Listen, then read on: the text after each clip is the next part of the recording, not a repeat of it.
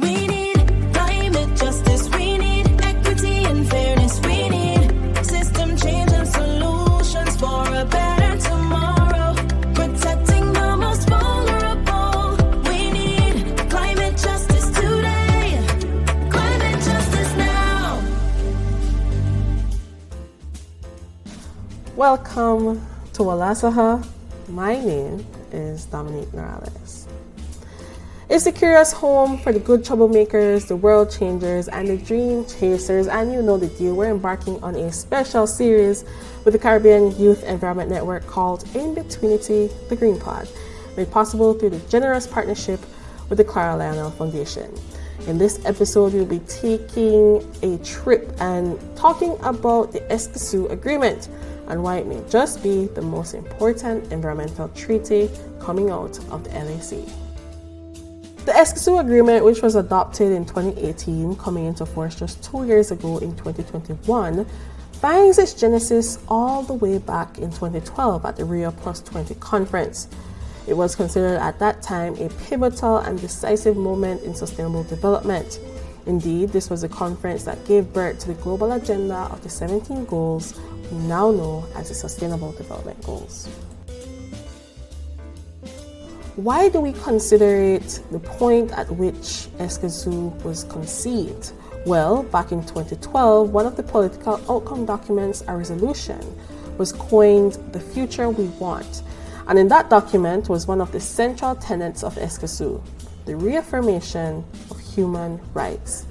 Resolution A66288, Article 9 states, "We reaffirm the importance of the Universal Declaration of Human Rights, as well as other international instruments relating to human rights and international law. We emphasize the responsibilities of all states in conformity with the Charter to respect, protect, and promote human rights and fundamental freedoms for all, without distinction of any kind as to race, color, sex, language, religion, political or other opinion, national or social origin, property, birth, disability, or other status." This agreement is considered to be novel because it focuses directly on the protection of environmental activists, and as the formal name denotes, our right to know, or our right to meaningfully participate in, and our right to social and climatic justice. The regional agreement on access to information, public participation, and justice in environmental matters in Latin America and the Caribbean, though, which is the formal name for the Escazú Agreement, according to the International Institute of Sustainable Development, has been signed onto by 24 countries, 12 of which have ratified it into law up until the treaty's first conference of parties. There are major gaps, however, as the Universal Rights Group references the Global Witness Report, noting that the most dangerous countries for environmental defenders are Colombia, Brazil, Mexico, Guatemala, and Honduras. And of these countries, only Mexico has ratified the agreement. Since then, 3 more countries, including Belize, would have ratified said treaty, with Jamaica looking keen to also follow suit. But with situations such as the Maroons' fight to maintain its sovereignty and protect its land rights in the face of the bauxite industry, and Belize's difficulty with upholding the implementation of the communal land rights in terms of prior and informed consent compliance, and even Garinagu land rights in Honduras that is being defended by OFRANE, the Black Fraternal Organization of Honduras. Huge questions, heavy questions, still loom, and challenges abound with dire consequences on lives and livelihood. As one of CYN's representatives to have attended the Environmental Activists Consortium in Colombia in 2023, in April of 2023, I noted that there was a difference in how red tagging of activists occur in the Global South, especially land activists. And this is, of course, going to be a massive generalization because every context has its own innuendos and unique circumstances. But in the Caribbean space, the Anglophone space particularly, it is quite different. I find that the attack on livelihoods in the Caribbean is slow, gnawing away at livelihoods and taking away opportunities via discrimination. And in Latin America, the space is a direct attack on life, swift, immediate elimination of anyone perceived as a voice of dissent. Both of these situations are cases of grave injustice. I wanted to understand more intimately how we might have come to this binding treaty, what it means for nations today and for the future. And I couldn't think of a better person to talk to other than Senator Janelle Chinona, Vice President of Oceana in Belize, one of the organizations that have been at the forefront of maritime protection in Belize. Here's Senator Chinona. I think what excites me about ESCASO is the fact that this international treaty exists to not just assure that there's access to information about decisions about the environment, about the economy, but it's really about empowering and enabling and encouraging and just making sure that, you know, you're not just at the table, but that you're able to participate at the table. I really feel like that's been a critical missing link, if I could put it that way, in terms of bridging that divide between communities and residents and citizens playing an integral role and being encouraged to play in that space and to have a say in that space, because we know how things can be intimidating if you don't know the language, if you feel like the parlance is above your head, or the systems are intimidating, and that's really what it is, just to break it down into small change so that you feel like not just that you have the right, but that you can act on that right. Increasingly, groups in Belize and citizens in Belize are seeing the need to be participating, not just at the level of call-in shows or letters to the editor, but of embracing this role as national advocates and advocating for their positions and advocating for more information or direct access to information so that they do not even have to rely on specific groups. Since we've been in Belize, and I think from my analysis, Oceana remains the only group dedicated solely, principal cause to marine advocacy. And I really hope this expands that so that others describe themselves as advocates as well, because, to be honest, it's really been disappointing to see different actors in multiple sectors respond negatively to this concept of an advocate and really kind of objecting to that. Who are you to be telling me what you want and that you need this, and kind of seeing as this undermining or this of check and balance scenario, when we really shouldn't be shying away from that. And I think that's what, if you look at the principles of ESCASUA, again, it's really saying that, everybody has their role, but that the public and the citizenry has a role as well. And them asking for information should not be perceived as a nuisance or a pestilence or some type of begrudgingly complied with or time consuming process that should discourage anyone from going through those steps and pushing through on that. In the Belizean space. Well, that's a lot to unpack, but I think the idea is definitely just a segue from the earlier point that it's really going to be how we define our role in that and how much we embrace our role, because Belize's implementation, as has been happening across the countries who have ratified, will really depend on how the citizens of that country develop that through to fruition. So to define the word consultation and to really create a clear definition of saying, okay, if you put in your EIA impact that you have consulted, it's not you going into the community saying, this is what my project will do. It will have a specific definition, which is the current definition that I reject in terms of that being defined as consultation. That's information. And that's really what it's going to come down to, of the public embracing that right and responsibility and playing its role in setting those systems up and defining what sustainability is. There's a lot always tacked on to this project is going to bring jobs.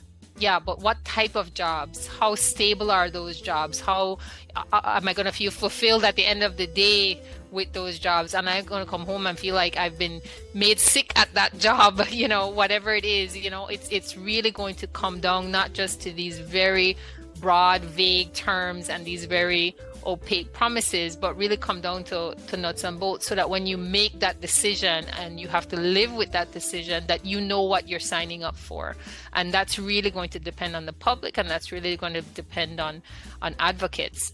And I think in terms of, the reality of how activists and advocates have been treated regionally, I think, yes, knock on wood, Belize hasn't gotten to that level of violence, even with journalists who are critical. And I call that out because a big part of activism is transparency and accountability.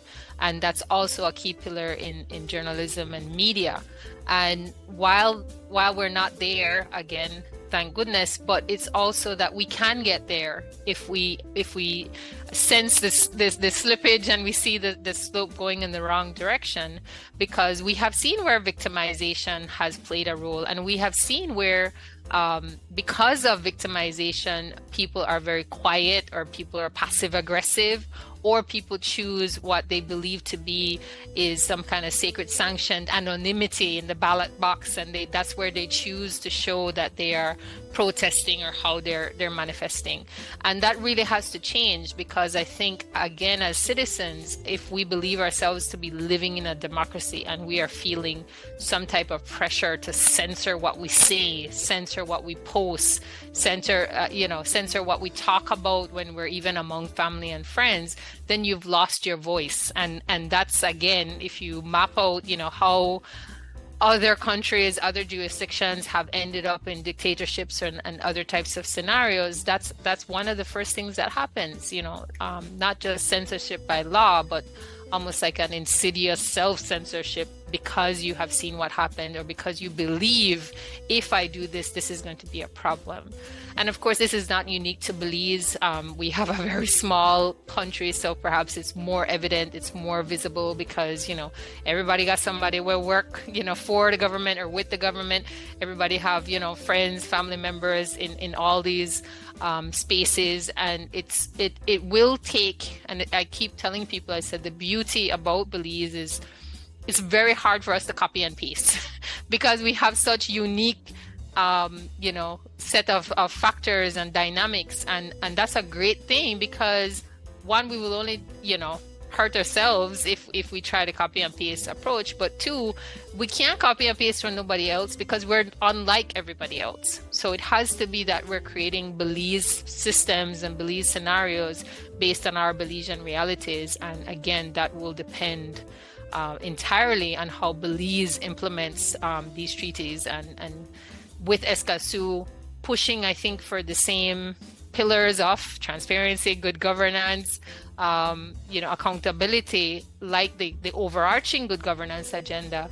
I think it dovetails nicely, and it should work, but ultimately how well it will work will be up to all of us.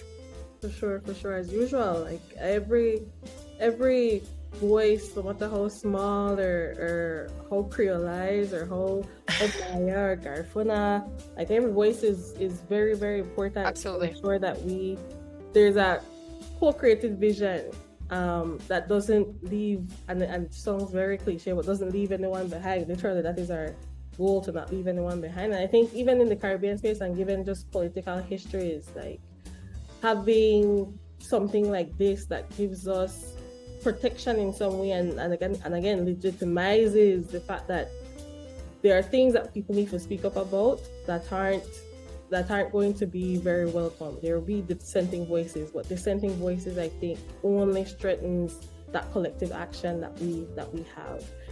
And final question.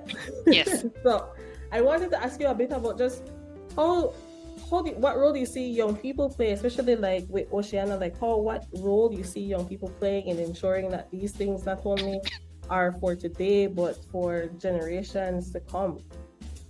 It can't happen without young people.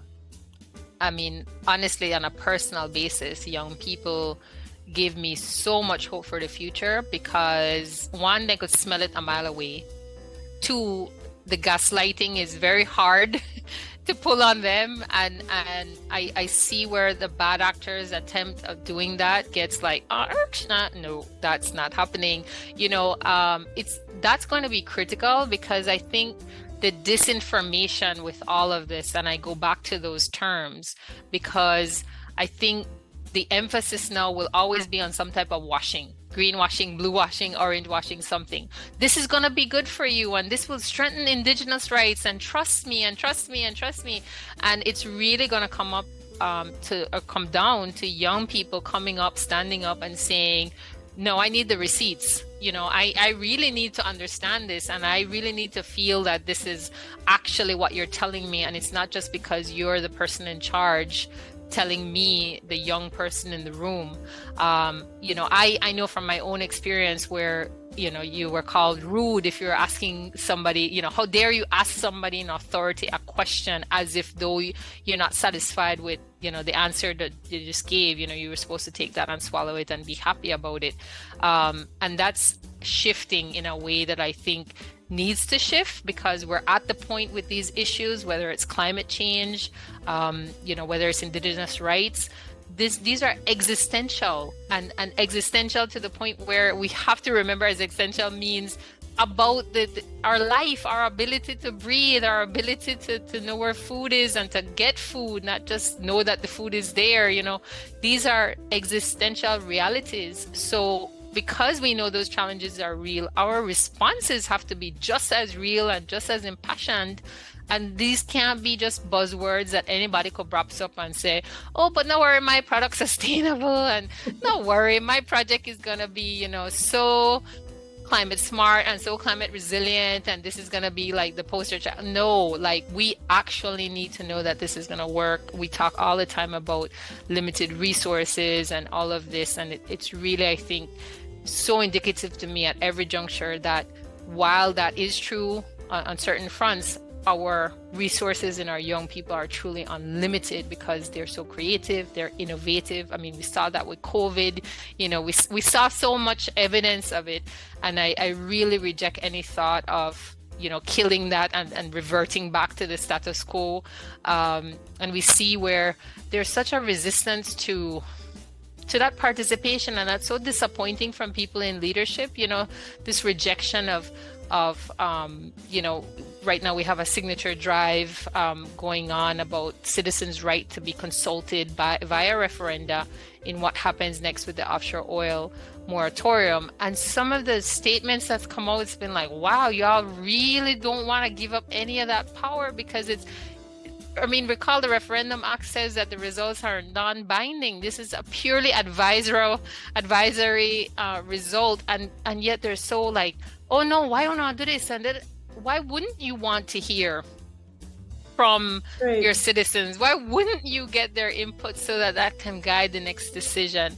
And I really hope that young people push that, there are technological advances that we can apply. We have e-signature now being embraced by the government.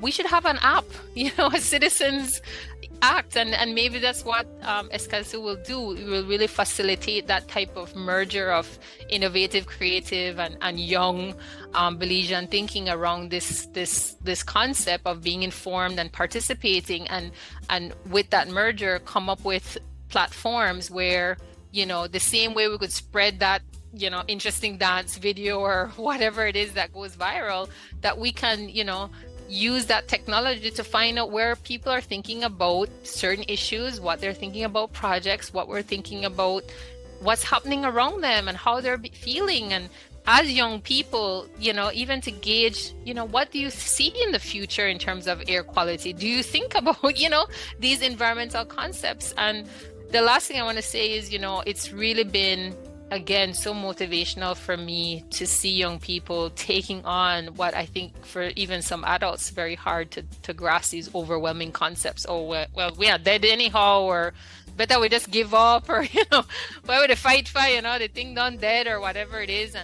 And young people are like, well, no, I'm 18, I'm 20, I'm 24, I have 60 years of life ahead of me. I need to be there so that the quality of my life is what I need it to be. I don't want to walk around with an oxygen tank and a face mask for go across the street, for go to school, or whatever it is, so that the quality of their life. And I coined that we talk about them being the future.